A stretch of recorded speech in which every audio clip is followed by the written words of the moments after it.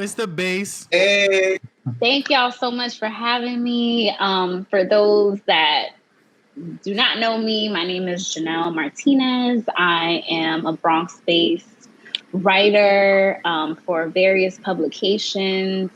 I have my own digital destination called Ain't I Latina, which celebrates and highlights Black women of Latin American descent, both in our respective countries and in the US. And I'm also was privileged to be a contributor to a Latinx anthology called Wild Tongues Can't Be Tamed. So essentially all that to say, I just be writing. Yeah. How did you get into writing? How did all that start? What is the impetus to...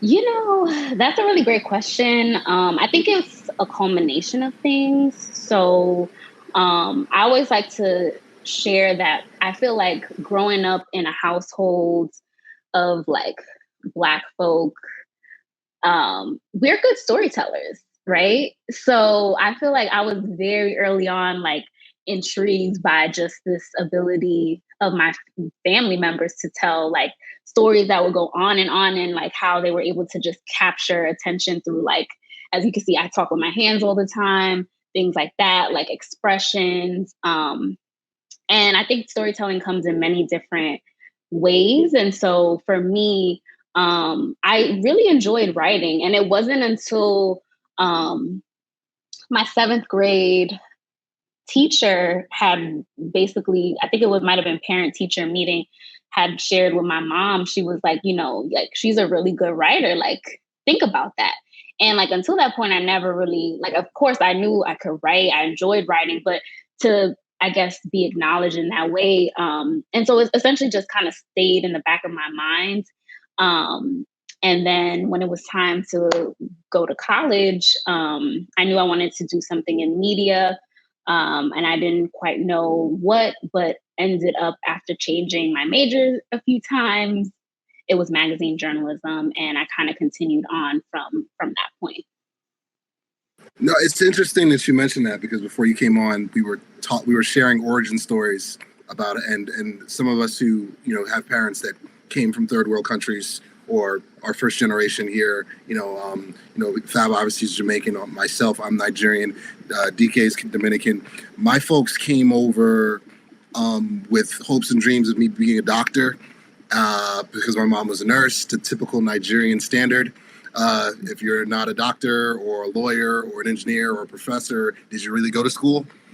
So I started as pre-med and I changed to communications because, okay, if I can't be a sports doctor, I'll be a sports journalist. And at the time in 2006 to 2011, this was when satellite radio was at its peak. But basically podcasting was in the birthing phase, as well as a lot of new media that was going to take over for the next 10, 15, 20 years until today. And, you know, I'm glad I made the switch because I'm thriving in the world of podcasting and content creation and sports entertainment and sports media. So I think that and again, it was understanding that basically that wasn't just one path when I got to school, but understanding that there were avenues that that I was passionate about, and the fact that there's a growing need for it and a demand for it, and the field is so vast, was also a plus as well. So to talk to a fellow journalist is awesome. Glad you're here. Please talk more about your origin story and how in the world that you're in right now and what it looks like in comparison to when you got into college. Did you know that it was going to basically turn into what it's turned into today in 2022? Journalism is quite the journey. I think the space has changed just drastically. Even me majoring in magazine journalism, like how many magazines are publishing like a physical copy to this date, right? And I was that kid, like Vibe Vixen, Essence, Ebony, Jet. Like I could like go through all of these magazines and like knew certain issues and who was on the cover. Like I was really like drawn to that world. And it's kind of sad that like magazines in that original form are not around, though I think the content creation space is flourishing because of digital media.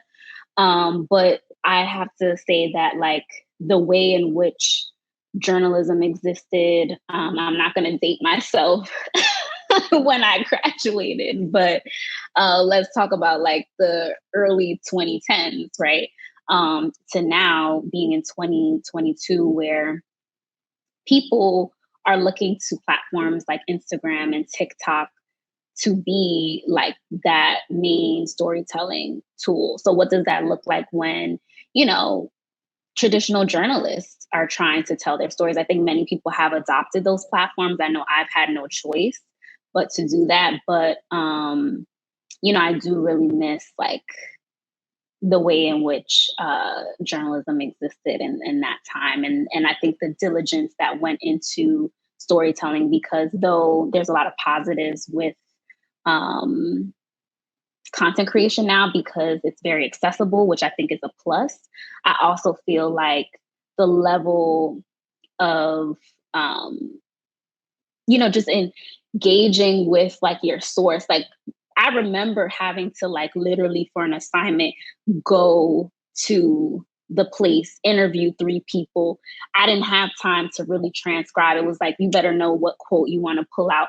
And then like literally in that hour, it was an internship for actually the local paper, had to bang out like a 600 word piece, right? Like talk about intense. I don't miss the intensity, but I do miss that level of like thoroughness. And it still happens because I know I think we each approach storytelling in a thorough manner. But I also think that like some of that is lost in translation with the like rise in certain platforms. But you know, it's happening. Yeah, it's like once you make a TikTok post, that's your journalism now. Right. Calm 7 seconds. Right. I was just that's a perfect segue. I was just about to ask, like, as a journalist, how do you feel about social media? Do you feel that have you matured with it? Exactly. I feel like there's a sense of disappointment. Yeah, I sense it. So here's what I'll say. I tried to like evolve with social media.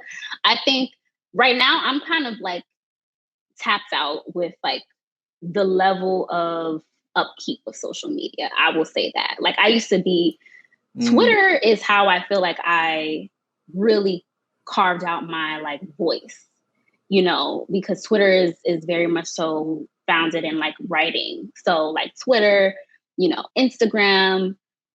But right now I just feel really tapped out. Like I don't know, you know, that's such a great question about maturing with it, because I really don't know if I have. Like TikTok is a foreign language to me. I'm not even gonna say like sit here act like I've mastered it. I like am on TikTok.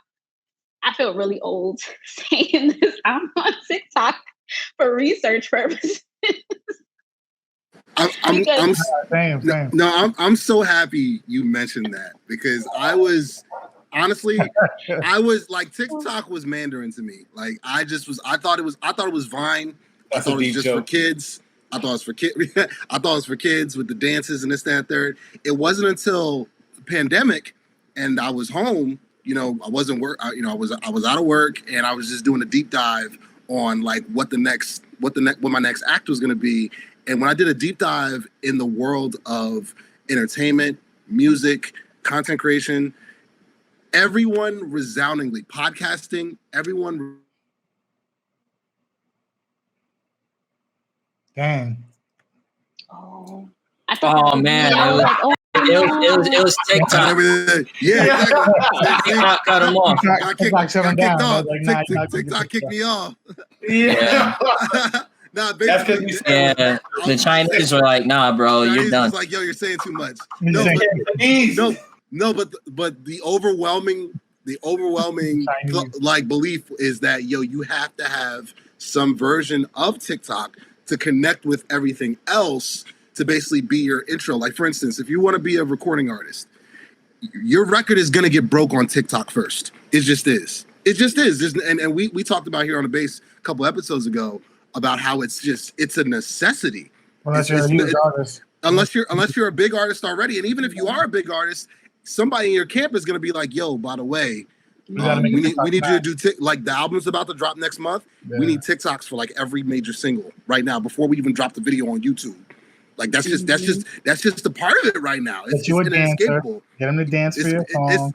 It's pretty much like I vlog now. I vlog now because I'm an MC for the Harlem Wizards, and we're on our nationwide tour. So every episode now, we just did a show in Iowa. I just got back yesterday. Like I have to vlog now, you know, and which is cool because you know I get to plug my music. I get to plug, obviously, the Wizards, and I get to show people this is a day in the life. I was just in Iowa with, like, corn and not that many people, but basketball, music, content. So you can't get away from it. That's my point. You know, just be careful with TikTok. That shit is dangerous. Dangerous, man. Be careful. Can't close the app. You just be like, there might be a certain point where we all have to submit to the new overlords and all get on TikTok. Oh man! No, but now back to the serious questions. So Janelle, I'd like to hear a little bit more about this anti-Latina thing that you've been, that you build and you put together. And then I'll probably ask you about this book. What is it? That is now in my shop. This book that's on its way to my house. Wild Tongues Can't Be. But no, I mean clearly from my name is Jose. You can probably tell that I can identify with some of the things that I came across. And it's crazy when Loso, when he sent your profile our way, I was looking through the IG and I was like, yo, why does this person look familiar? And it's because I found you on this video, the Grapevine TV video. I was like, I knew you looked familiar. Oh, yeah. But no, I'm curious, like, what led you to this path? Like, what drove you to start this Latina thing you started? Yeah. So I feel like I always share that Ain't Latina was created out of my lived experience. Growing up, I always reference the fact that, like, I had a strong reference point of my identity. My parents, both of them being Black, my entire family was Black. We just so happened, because of colonization and a number of things, ended up, on the Caribbean coast of Honduras. And in fact, my ancestors really, well, of course, from Honduras, but also St. Vincent, and then essentially, West Africa. Now, this is all information that I personally had to piece together, like history. And it's very intentional, right? That like, we don't always have all the pieces together.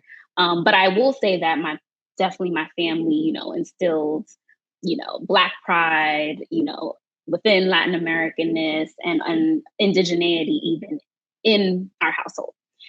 Now, stepping outside of that, right? People see my last name and then they see a Black girl. Always had tons of questions around that. Like, oh, which one of your parents is Black? Which was the most annoying because it's like, hello. Or just so many different questions. And I, always knew that like there was something to this. And I've referenced college in this interview, but college was really a point for many people. I feel like you're finding yourself, you're finding your voice, you're connecting with different resources. And that was like one of the first times where outside of my home, I was able to have conversations around Black diasporic identity.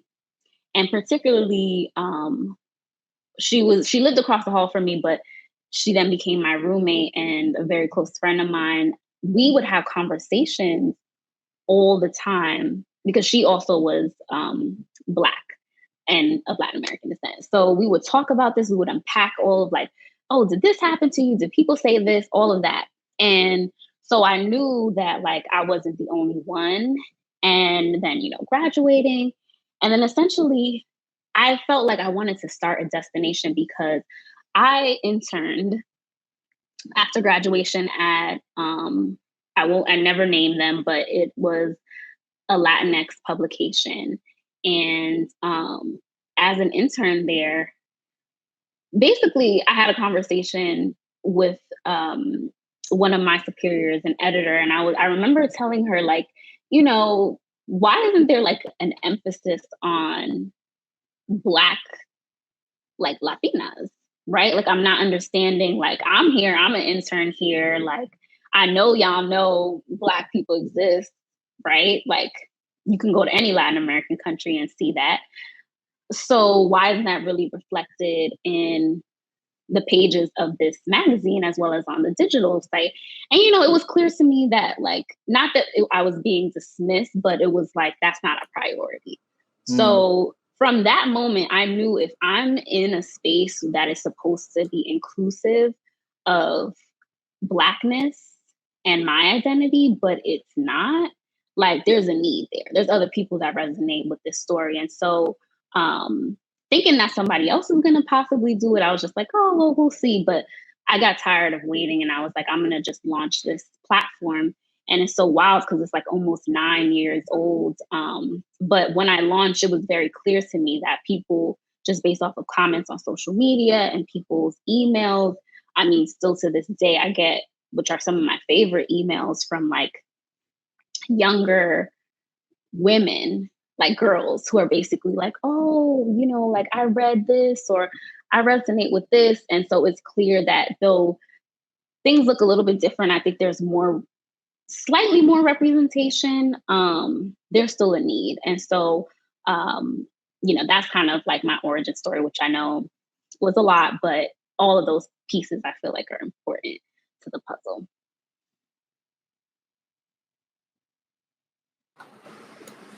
That's dope. That's dope. That's dope. Now go ahead. No, my question is, so it's like you seem to combine your early affirmed talent and desire to write. You combine it with, I guess, your sort of love of storytelling, and you sort of curated things that were part of your identity and things that you thought were lacking into, I guess, the totality of your work. What do you have sort of like an end goal, or is it a work in progress, or do you have sort of a set of desired outcomes from your work that you think about, or is it you just kind of just doing the best you can in the moment? Yeah. Mm-hmm. You know, that's a great. It's a hard question to answer. Yeah, it is, because I'm here like I remember. A little bit. Yeah, it is, but I appreciate it. It's interesting because if that question was posed to me 5 years ago, it definitely would be different.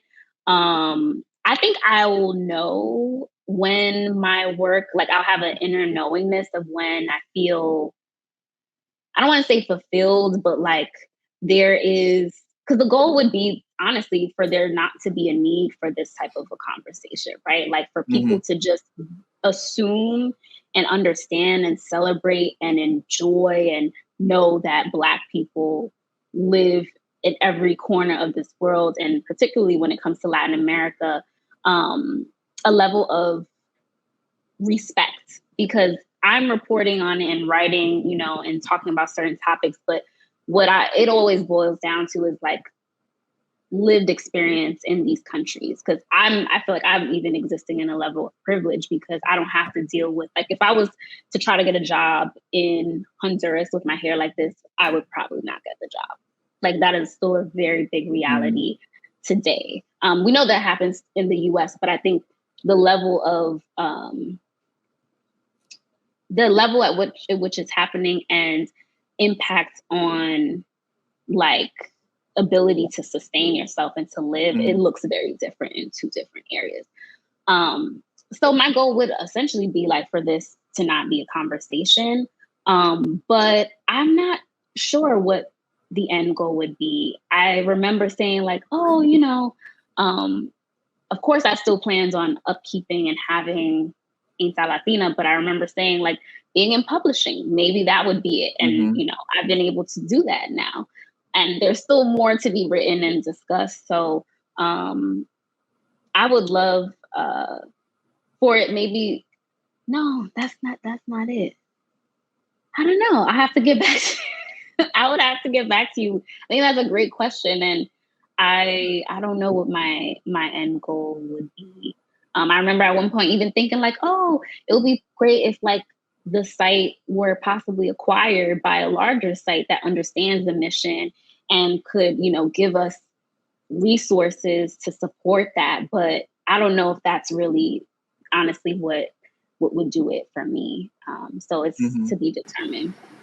Yeah, I think, you know, it's a hard question to answer, but I think the way you approached it, the sort of exercise of, you know, just, I guess, thinking about the question critically is a good way to see what's next, you know? And there might not ever be like a succinct answer to it.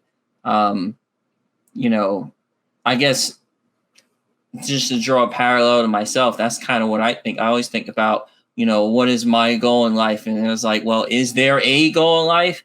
You know, there could be several goals, there could be several desired outcomes, but I think, you know, just exploring and doing the work is probably an end of itself, you know. But just a random thought. You've curated Ain't Latina, and you've already, you know how to write and you know how to create. I think publishing at some point would be a good route, because what better way to, you know, to make a difference than to facilitate the ideas of others, you know? I think this sounds like a pretty good route. And I almost think like once you get to a certain point of fulfillment and mastery, it's almost like, okay, what can I do to pave the way for others or to facilitate these ideas, you know, beyond what I could produce? I don't know. It's just a thought, but I think that's like a really good idea. Yeah. And as you were talking, and that's the thing too, like, I feel like, you know, having been included in an anthology, like that was like an entry point into publishing. And then like, I think my site itself has provided not just content, but like ideas around like its own like book. And I think that that's definitely something that I see in the near future. But also, you know, really goal wise, I think to focus 100% on it would be ideal. And I feel like, you know, all of us being creators, right? Like it is so hard to, particularly when you tackle certain topics, to receive adequate, not just support.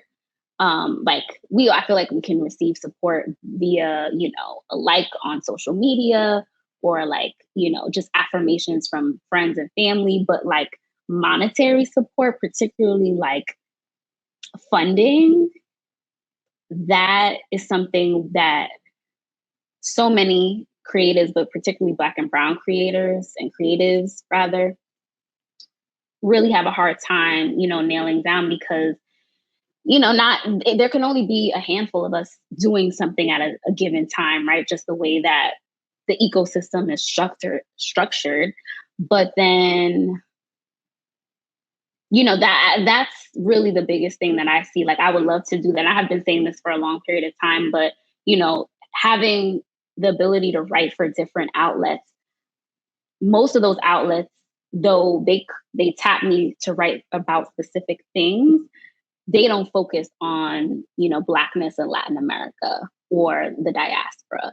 And so it's like they're going to cover it, but like they cover something different. So the funding and sustainability looks different. Whereas people, like when you go to Ainsa Latina, you know what you're going there for. And even in many of the conversations that I've had, whether it's about partnerships, I often find that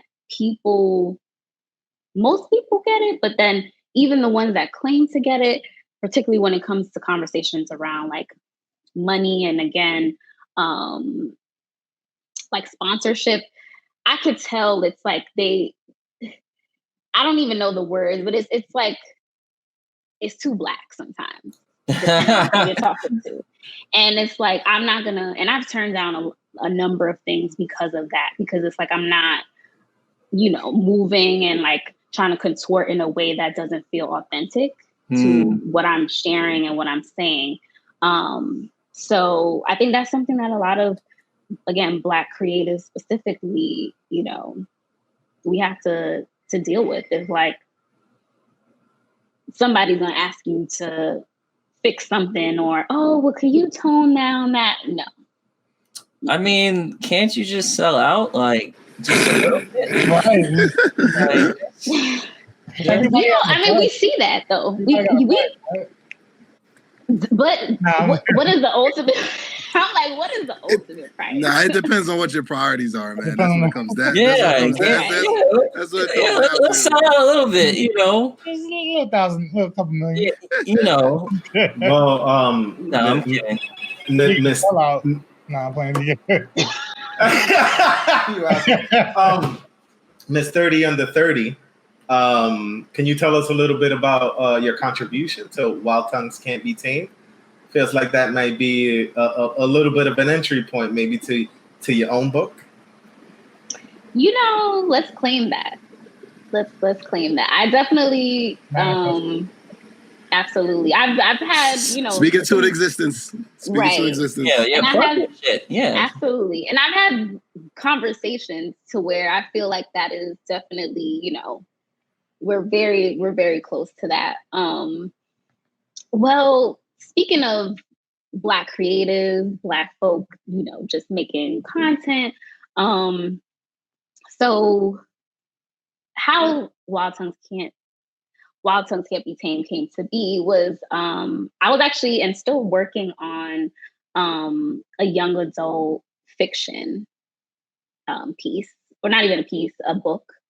And I'm in the Bronx. And so the creator of the Bronx Book Festival, who's also the creator of the Bronx's Reading, Cericia, she does this festival. And so I remember having a conversation with her because it's all about network and community, right? So I had actually interviewed her, I want to say months before, for Oprah Daily. And so we kept in contact, and, I mentioned this to her, and she was like, come to the festival because, there's going to be editors there. There's going to be people that you can network with. So I was like, oh, bet, like, I'm gonna pull up. So I did.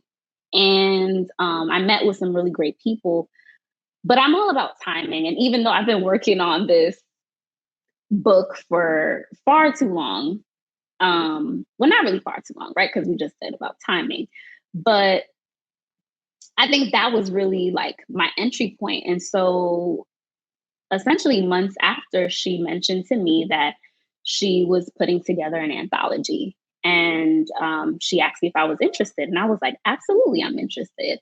But we began a conversation around that. And what year was that? Was that 20? I have no concept of time because of the pandemic. So I feel like this was like end of 2019, early 2020. So we had those conversations, and lo and behold, it all happened. So there was a deal with Flatiron Books.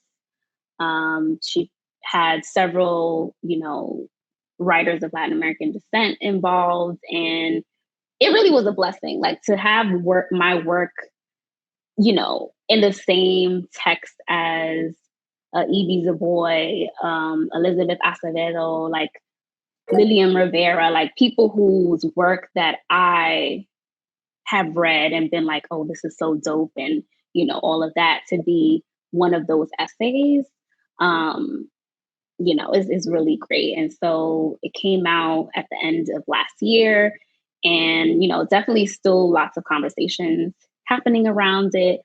But yeah, it was really a great opportunity. I'm forever grateful to Saricia for that opportunity. And definitely I feel like there will be more.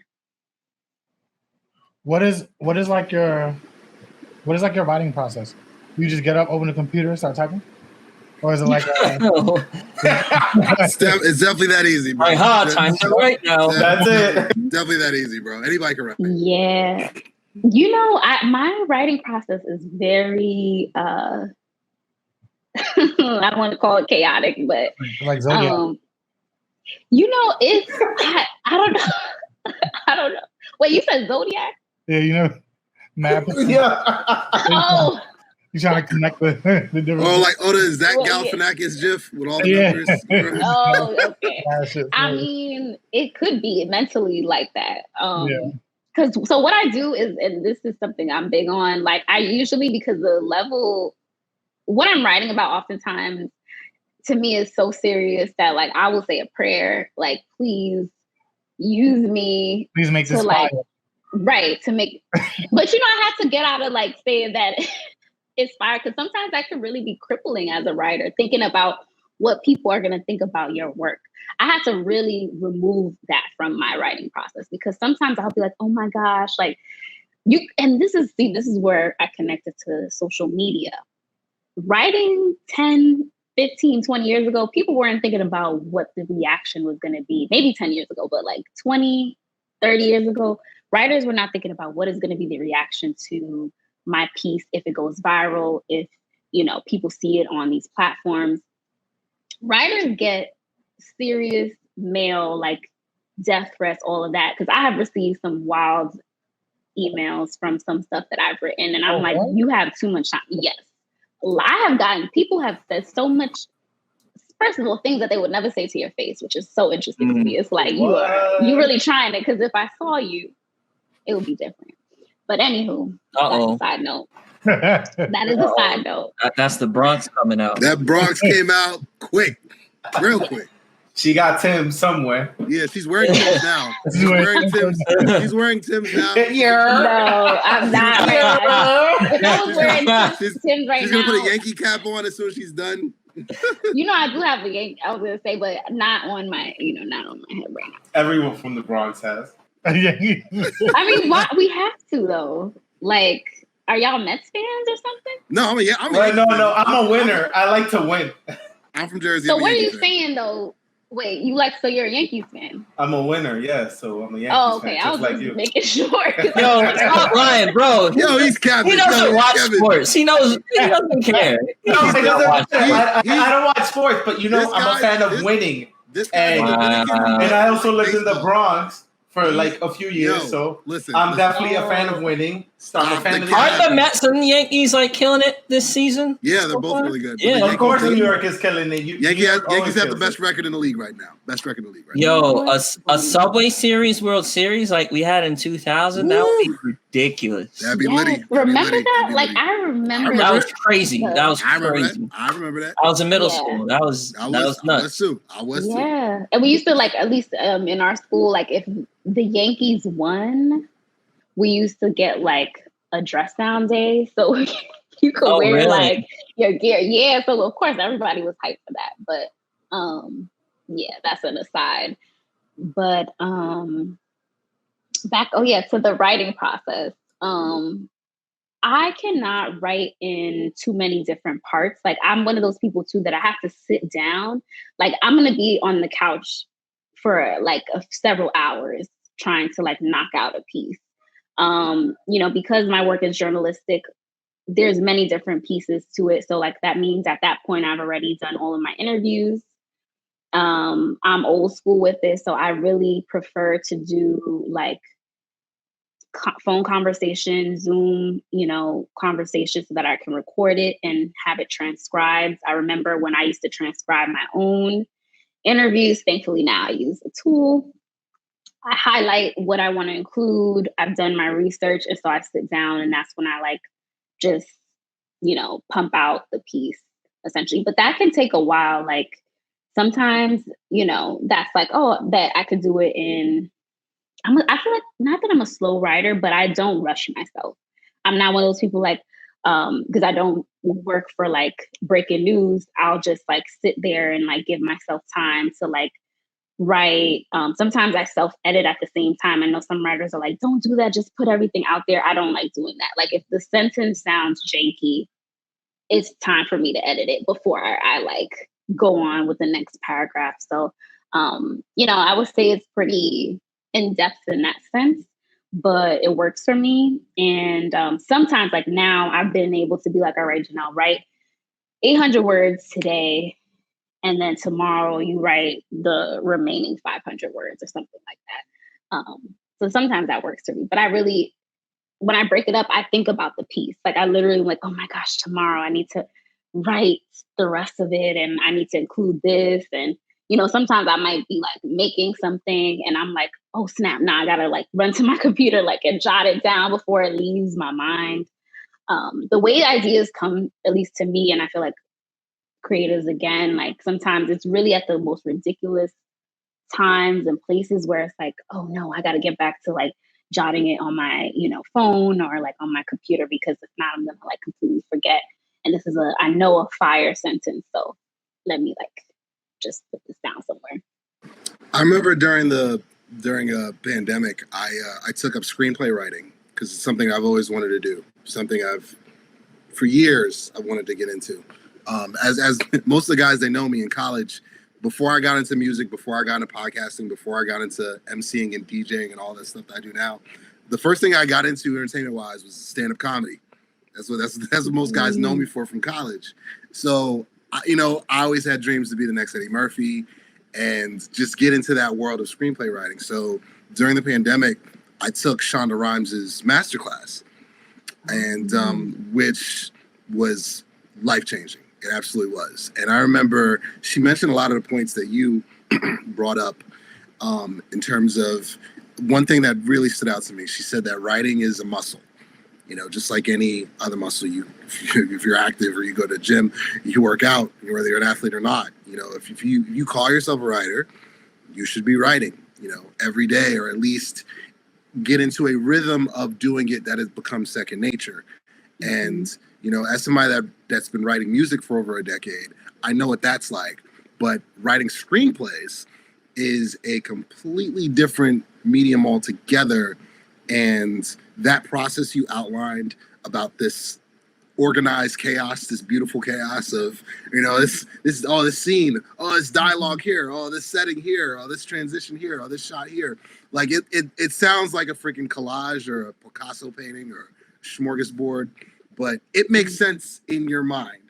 And but the main thing is to make it make sense to your reader, to whoever's your consumer, whoever's consuming your work or whatever. So to hear that was definitely a breath of fresh air as a fellow writer. And I say that long-winded to ask my question: do you, aside from I think having published work as an author, I already see it. I'm speaking to existence. You got that, girl. How cool do you think it would be if something that a published work were to get turned into a Netflix comedy or an Amazon Prime or a Hulu comedy or a drama or something like that? Because how many episodes did you put us in? Exactly. As long as as long as I can be in the room and I can listen. We'll have a podcast, theme. Yeah, I got you. Yo, Ugo, I like how you like subtly shoehorn selling out into the conversation. I love that. I'm all about that shit. He calls it selling out. I call it capitalism. This is what the world we live in. Here's the thing. This is what I was gonna say as you were saying, like Netflix, Amazon. So Netflix in particular, they've been in hot water for a lot of things. They actually when it came to their like last like, you know, firings, a lot of those people were Black and brown. A number of them actually were from the journalism space. But beyond that, I think, you know, if this is might be what was being hinted at in terms of like, you know, just the politics of being a creative and, you know, the opportunity of, you know, potentially putting your work on one of these streaming, you know, platforms. There's a lot at play, right? Because I think also of Issa Rae. I was a fan of Issa from her Facebook. Like literally when she was upload. No, I'm still a fan. Thank you for correcting me. Oh, But I was going to say, hot take. I want to bring it back. You're right. Thank you for noting that. Nah, still a fan.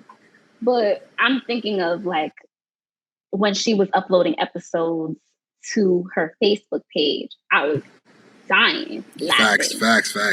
You know, and just thinking to myself how genius she was at that point and still is. And in fact, I had a chance to interview her when I was writing. I was on staff at Black Enterprise, like 10 years ago, basically. And just to like hear her story and also knowing through her, I don't know her, but like seeing her journey, right? Like, I'm sure there's been points where she had to decide, like, is this the right path? And in fact, I think that's how she ended up settling on, you know, HBO Max or HBO in general, because she said that she had shopped, you know, what is now Insecure, but was the whole word. What was it? Why am I blanking on it? The Misadventures of Awkward Black Girl. Yeah, that was really good. Exactly. Yeah. That was like when I tell you when it would drop on Facebook. Thank you. Because I know right here I was. Man, I'm a huge fan. Yo, I came out Insecure like at the very last season, and I saw everything up until the last season came, and then after that, I went to watch Awkward Black Girl, and I was like, I just want more. Yeah.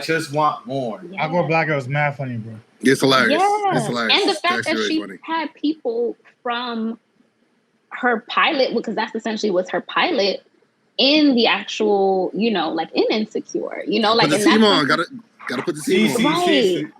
And that's what I get from Issa. I think that you know what I'm saying? Like, I think that she is someone who is very intentional about her creative process. And though some of these corporations and businesses, we know they ain't right. They're doing a lot of different things. I think that is something that a creative has to contend with. Do you want to continue self-producing whatever it is? And yes, you're getting success in that and fulfillment. Or is there a deal that does feel right? And I know from Issa's story, she's shared that like that's why she settled on HBO. And even the talent that she had in the room, and she was very adamant about like this is who she wanted. So for me, I know that was a lot, but for me, if the right opportunity presented itself, I don't think it would be like Ain't a Latina, like it be like that, but I think would it be awesome to be in a room where I was writing, you know, for one of these streaming, you know, services and platforms. Yeah, that would be dope. It's not selling out like these guys. It's called leveling up. So don't listen to these guys. All right. That's a very corporate branding. I like it. This is brought to you by Sprite. Yeah, right. 5-Star Dancer, all platforms. 5-Star Dancer available on all platforms. Did you watch what is it? Black Sketch Comedy Show? That show is hilarious. Yes, I've definitely watched not all of it in its entirety, but I have seen. Yeah, Cameron. I remember seeing her, and I stopped everything, and I was like, "Yo, is that Cammy?" And I took a snapshot, and I was like, "Yo, I know that's you. Cameron, and I had to look up her IMDb to confirm it. But I bring that up, Janelle, because you interviewed or spoke to one of our previous guests she created I Got Your Black. Oh, Diva. Yeah. Yes, Diva. Yeah. Definitely. So Diva is amazing. We were like, oh snap, small world.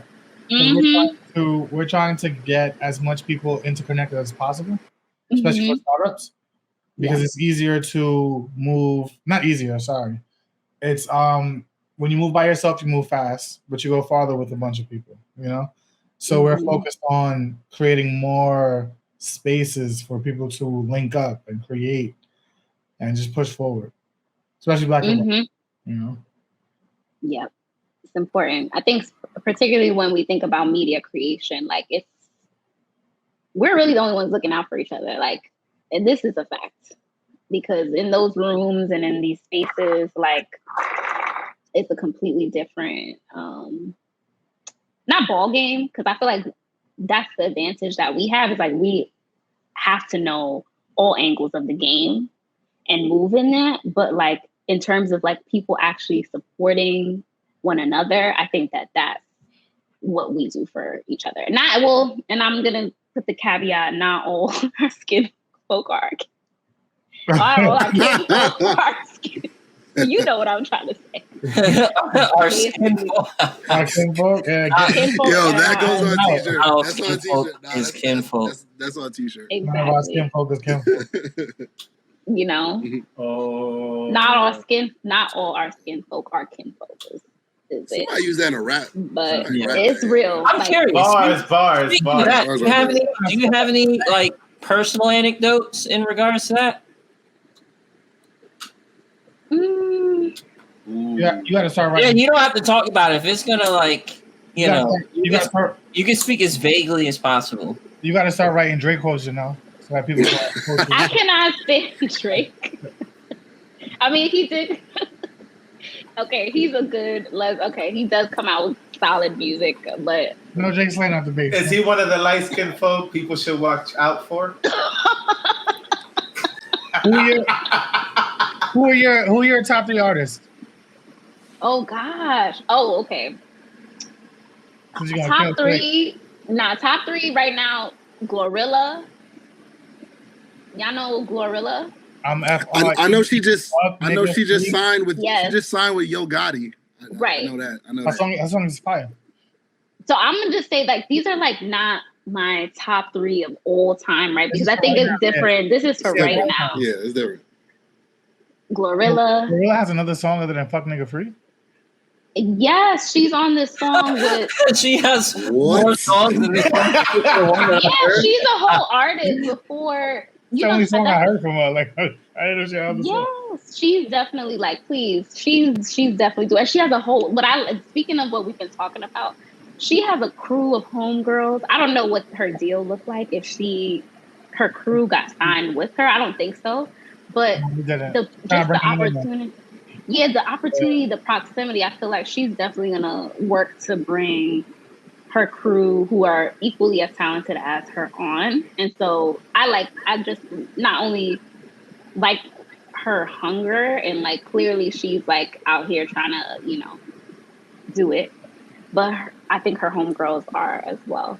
I was going to say, second artist. I'm going to say Lakia. Lakia is on literally the same label as City Girls, Lil Baby, right? He's on the same camp, right? So she's up, but see, look into her because she's definitely fire. And then Cardi B and that's who I should have said as number 1 because of DX. Okay. So. Yo, Los, is your face okay when she said Cardi? Nah, he's sick. Right. Your whole demeanor changed. I fuck with Cardi. You know where I'm at. Fab is sick. I fuck with Cardi B OD, bro. I fuck with Cardi. You didn't name one reggae artist, so that's why. But speaking of reggae, you want to hear something that's interesting? I went down a whole. Remember Reggae Gold? Did they still have Reggae Gold? I don't think so. Right. Just do you remember how classic that was? Like every year there will be a new Reggae Gold. compilation. I know that's random, but like I used to get the bootleg back in the day. Nobody bought the actual reggae gold. You have to get the bootleg. Okay, so good. I'm glad I wasn't. Napster and LimeWire. Come on, bro. BearShare, FrostWire. BearShare. Oh my God, he got. He got viruses. You know he got viruses. FrostWire, what? I didn't know about that one, honestly. Janelle, when you wrote for people, did they speak to you when you transcribe? Oh, like the interview process, so usually I will grab the interview, whether it's like on one of these platforms or back in the day I used to use my recorder, and then I used to transcribe it myself. But now I use actually Happy Scribe. This is not, I should say, not an ad. Moving on up. But Happy Scribe is good. Yeah, I've tried a few different platforms. They're not all that good. And also, too, if there's any language other than English being spoken and your selection is English, it's not fucking a mess. Because I'm trying to write a book, too, but I don't want to type. Oh, you should talk it out. Yeah, and then, just get it transcribed. But see, here's the thing about writing, which I appreciate. There's also the process of, why y'all laughing? because he's not a writer. No, it's funny. He was like, "Hey, I want to write a book, but fuck writing books." Fuck writing. Yeah, exactly. Are you joking? I want to write a book, but fuck that shit. Don't take him serious. All right. Oh, these jabronis. I got a serious question. Not jabronis. Let's get these jabronis out the way with their silly questions before they get to people's elbow. So I'm curious, right?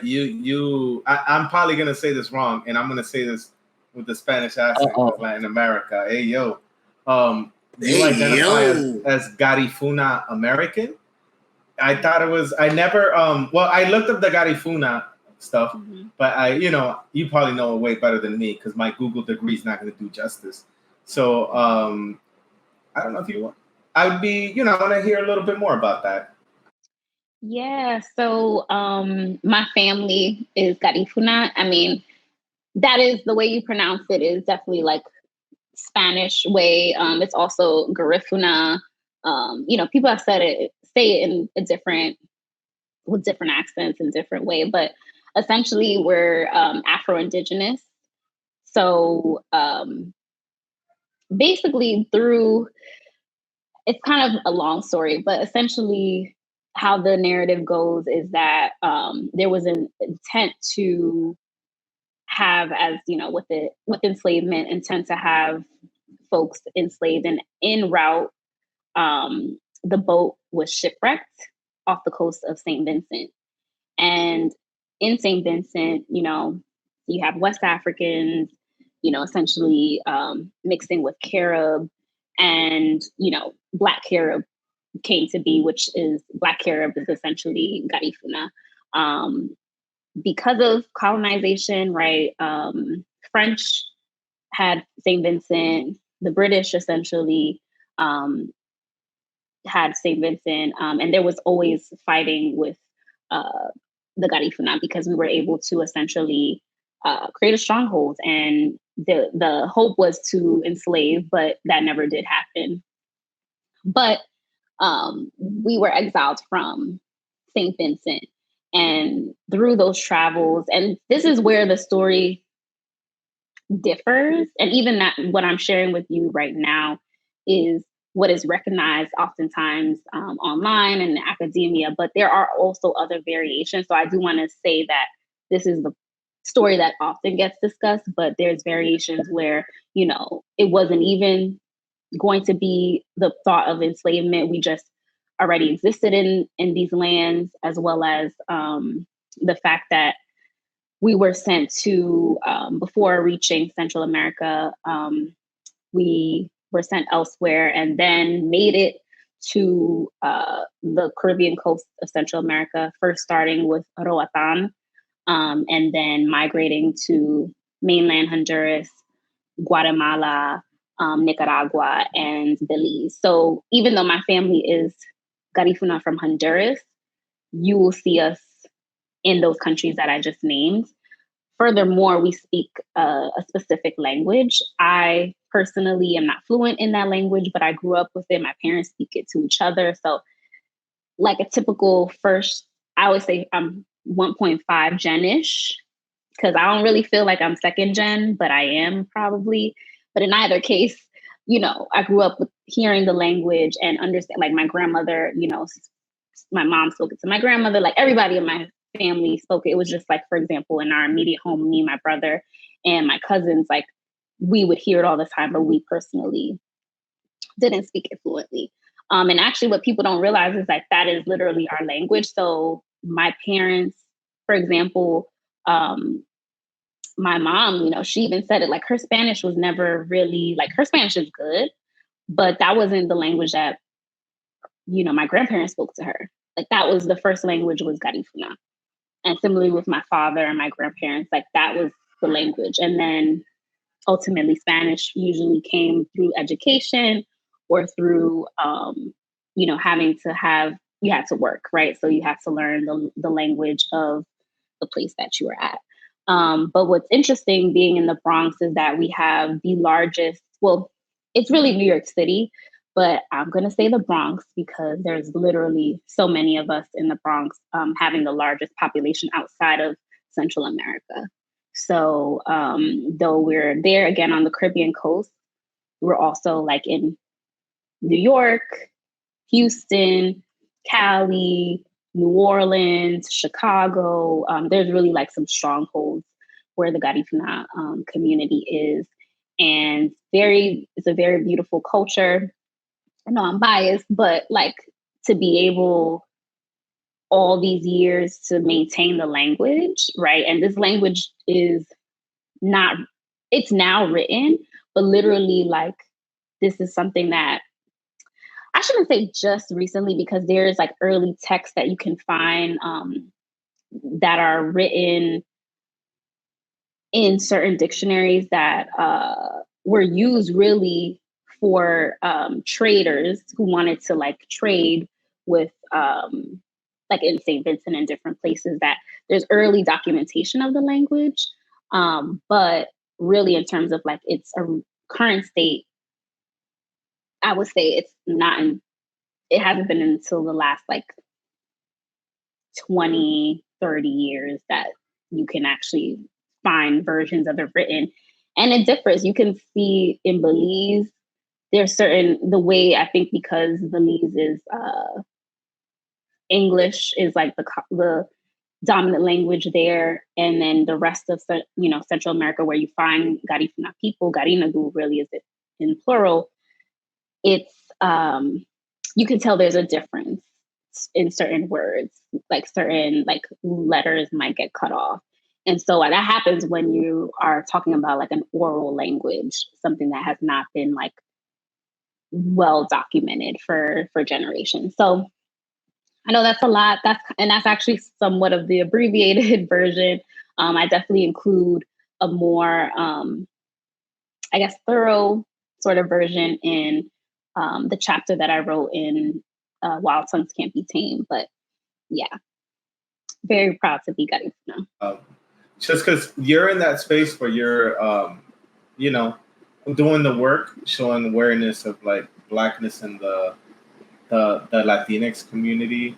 And I kind of always think about like just like my journey, and like I'm really glad that like, you know, there's people kind of like talking about it because I'm light skinned, so, and I'm Dominican, so you already know there's a lot of like random nonsense coming from that end. But you being in that space, right? I imagine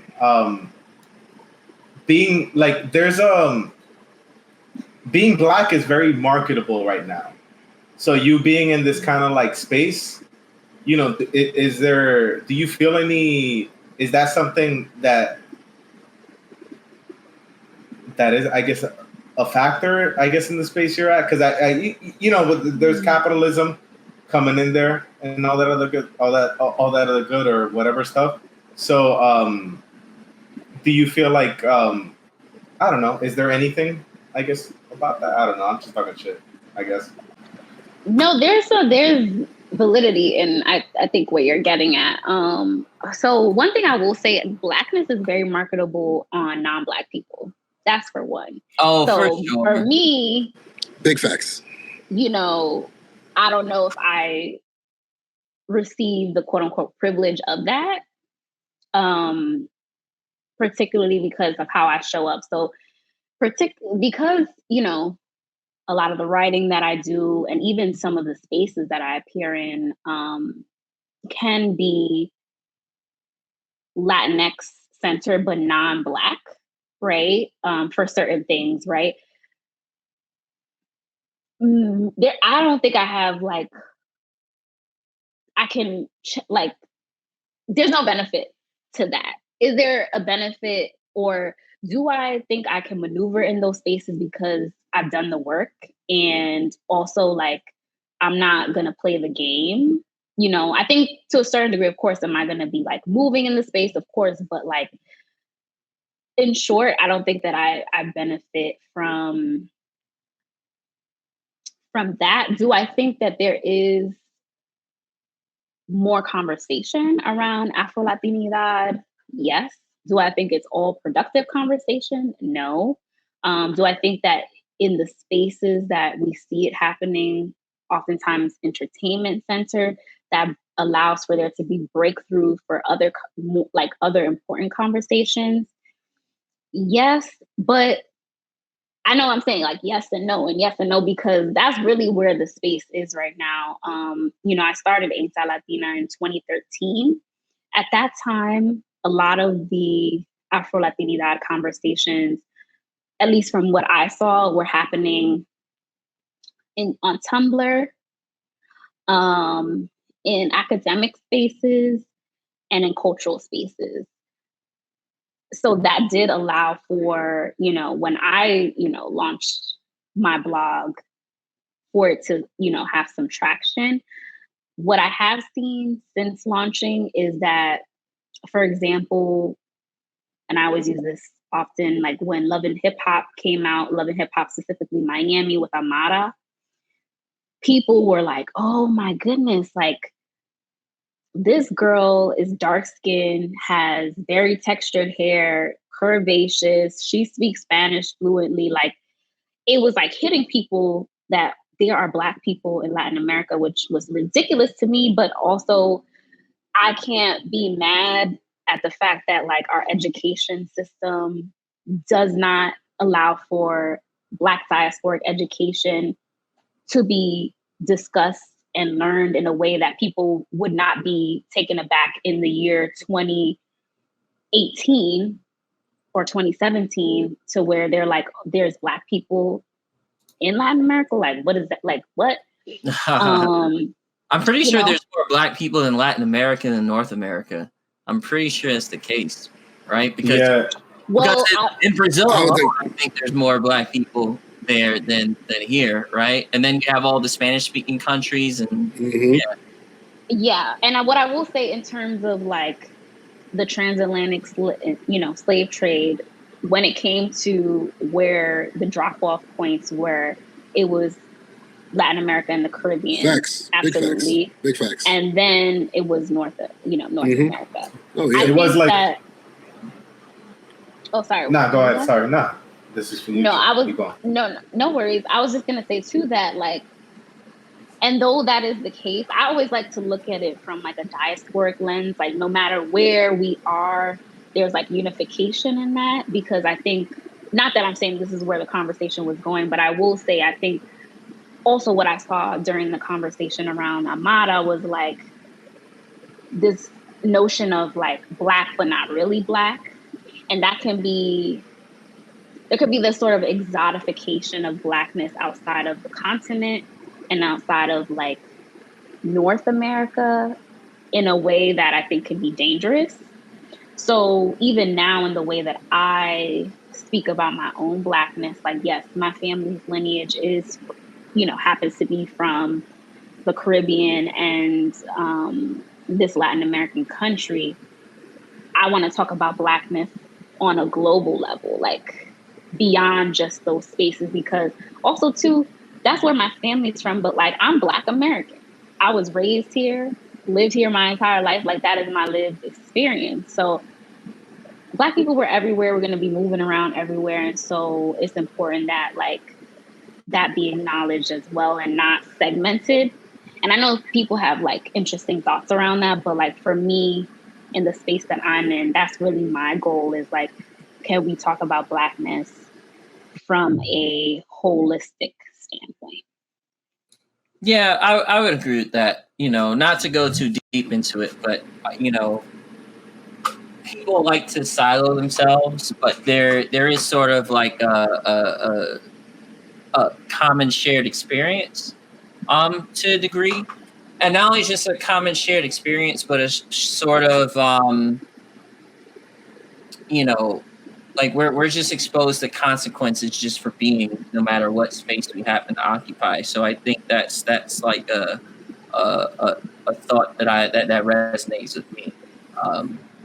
Yeah. Mm-hmm. Definitely. Or that point you had brought up in terms of the how this isn't just a regional thing. This really is a global thing. You know, we joked about it here, and a lot of first generation Africans like myself, it was a really, really, really big running joke when Black Panther came out about this like celebration of everybody wanted to do Ancestry.com and My23, and everybody's showing up to the It was premiere. a documentary. Yeah, everybody's showing up to the premiere with the dashikis on with drums and this, that, and the third. And meanwhile, Black Panther was a documentary. Meanwhile, Yeah. if you're a first generation African and you grew up in the 90s with the African booty scratcher bullshit going on, you knew, or if you were Haitian, or if you were Jamaican, or if you were first generation from a quote unquote third world country, it wasn't cool. They call us. It wasn't cool. Bro. They call us coconuts. They call us coconuts, charcoal, African booty scratcher, the whole nine or whatnot. And it ties right into and now they love the point that you're making. But listen, they can't wait for Black Panther 2. You said Bad Bunny? They love Bad Bunny now. All I know is they can't wait. Black people in this country cannot wait for Black Panther 2. Yeah. As you can tell, Go Boy is proud of his heritage, being from Zamunda. He's very from Nigeria. Proud. He's very proud. Listen, that's the colonizer talking to him. He can't help himself. He can't help himself. Proud Nigerian. Naija no de carry last. There we go. Ezoku. So, Ezoku. Janel, I hope you remember us when you become rich and famous. Into the episode. Whoa. Held up. So what's next in the Janel Martinez empire? And I would like exclusive rights to all your future interviews. Oh no, that can't guarantee. Oh, okay. Yo, if we make it big, we're holding you ransom then. No. I'm gonna link you with my lawyer. Hey. Oh, she got the lawyer on. Yeah, that's the standard answer. Yeah, talk to my lawyer. Talk to my lawyer. No, but no, I like a lot of the stuff that you're doing. You know, thank you for all your work. But you know what's next? Next time we hopefully next time we catch up. You know, we can catch up and hopefully you still remember us and you're not too big where you're like, who the hell are these guys? And we get a letter from your lawyer saying, take this damn episode down. But what do you see as next? You know, for your empire, what do you hope to do? I guess what as you build, or I guess, but what do you hope to do next? Yeah, I mean, definitely the book. That's something that I'm really serious about. It's going to be, I will definitely have multiple book projects, but I just need to get this one that's been sort of lingering around. You know, I want to get that off the ground. You know, definitely doing more writing. I really enjoy writing, and I've had the privilege of writing for a number of different outlets. And so I just want to do more of that. And I'd love to be able to dedicate more time and resources to my own platform, Ainsa Latina. And I do plan on, and I see that happening. And I'm just open to all the things that are for me at this point. Like whatever is aligned, whatever, essentially that has my name on it universally, I'm here for it. Mm-hmm. And is there anything currently that you want to plug? Anything else you haven't plugged? Social media, TikTok. Not TikTok, that's for sure. If folks would like to follow me, they can hit me up at janelmartinez.com, and there's links to my socials there. So you could just go on, click, and find me. Ain't I Latina also has its own destination, aintilatina.com, and socials are there. So yeah, I invite people to connect further with my work, and you can find me there. Thank you. Thank you for coming. Thank you so much. Thanks for having me here at the base. Definitely all the best for y'all. I feel like y'all have a really good energy and balance here. So yeah. Thank you. And that's the base.